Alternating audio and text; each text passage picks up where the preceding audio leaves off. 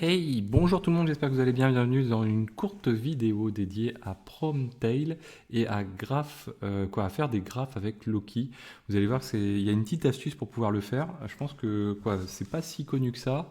Alors ça se base sur quelque chose qui est deprecated. Je ne sais pas si ça durera longtemps ou pas, mais en tout cas ça permet de sortir des graphes avec Loki. Alors première chose déjà, Promtail, il existe une interface graphique pour le Promtail. Donc si on regarde notre serveur que l'on a ici, hein, on a notre serveur qui a cette IP-ci. Et si on regarde la configuration de Promtail, on va réduire ça, voilà. La configuration de Promtail, donc etc Promtail, on a au début ici le port qui nous permet d'accéder au serveur Promtail qui est disponible sur les machines sur lesquelles on installe l'agent, donc sur le port 9080. Donc si on va ici sur ce serveur-ci, sur le port 9080, qu'est-ce que l'on a? On a une interface graphique qui ressemble comme deux gouttes d'eau à Prometheus Grafana, si ce n'est que, comme ce n'est pas une database, on ne peut pas le requêter, donc on n'a pas un espace pour requêter. Donc on a les targets, vous voyez, hein, donc exactement comme Prometheus Grafana. Il nous indique voilà, s'il arrive à fonctionner sur la target journal, la target de type file, s'il est ready, donc si ça fonctionne, s'il y a des labels qui sont ajoutés pour l'occasion, et il nous indique les positions, alors bon, de manière totalement illisible, mais les positions à la fois pour les logs Nginx, en access et les erreurs, donc ça permet aussi d'avoir une petite vision rapide des choses. On peut cliquer sur les unready pour voir s'il n'y a pas quelque chose qui fonctionne pas bien. À côté, on a à peu près la même chose, c'est exactement le même principe que sur Prometheus, c'est que vous avez les targets et vous avez le discovery, qui est un affichage finalement un peu différent des targets, qui nous permet aussi de voir un petit peu les labels dont on a à disposition. Vous voyez qu'ici, on a des labels supplémentaires par rapport à ce qu'on a au niveau des journaux, donc sur les logs. Et puis bon, si on va sur la home, finalement ça change rien puisque c'est pas comme Prometheus où on peut aller sur la partie. Donc là on peut basculer sur l'aide. Où on peut basculer sur la partie. Tiens, si on fait job, ouais, ça donne rien du tout. Où on peut basculer sur la partie de requêting. Donc ça c'était la première chose. Deuxième chose qui est la petite astuce assez sympathique. Donc là avec Loki, ce qu'on ne peut pas faire, c'est que si je vais dans un dashboard, je fais add new. Et je vais dire, tiens, je prends la source, data source de type Loki. Si je prends la data source de type Loki, alors c'est vrai qu'on l'a pas encore vu ça, et que je clique sur log ici, je vais choisir par exemple mes logs qui sont, donc on était sur le Nginx, c'était le job égal à Nginx. Voilà, hop, si je fais ça, donc là on a toutes les lignes de log de notre Nginx. D'ailleurs, tiens, je vais le mettre à tourner. Voilà, comme ça. Donc là, on génère du log, voilà.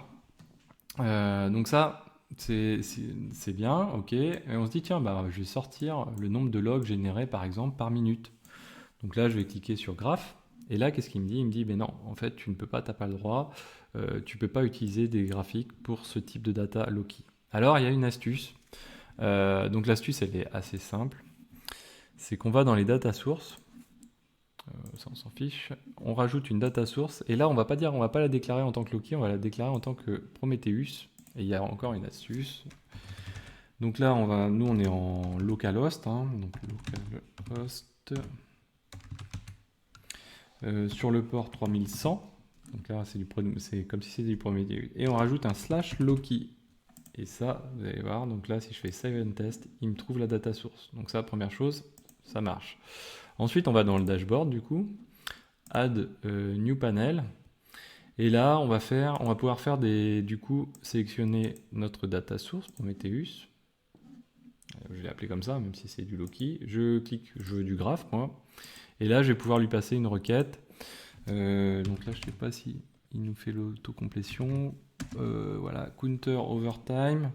Donc là, on ouvre, on ferme. On va s'intéresser uniquement à ce qui est en job égal Nginx. Ah, c'est marrant, il y a des fois il fait de l'autocomplétion, d'autres fois il le fait pas. Et là, nous on va dire, bah, du coup on veut un counter overtime, donc du coup par minute. Hop, voilà. Et donc là, si on fait ça, alors qu'est-ce qu'il a qui va pas? Pouf, pouf. Alors, expected, j'ai bien mis les parenthèses, ouais, ça me semblait correct. Alors, on va regarder. La parenthèse, oui, elle n'est pas bien placée, pardon. Hop, voilà, donc on va la mettre ici et on va supprimer celle-ci. Voilà. Oui, overtime, le 1, il s'applique pas comme un offset. Donc ça, c'est bon. Du coup, si on se met sur les 5 dernières minutes, et voilà. Du coup, là, on a la quantité de logs par minute. Donc là, on a des... Là, on est par palier en fait, hein. Mais toutes les minutes, on a un calcul qui est fait quoi, à la minute, hein. Si on regarde, voilà, hop, ici, ici.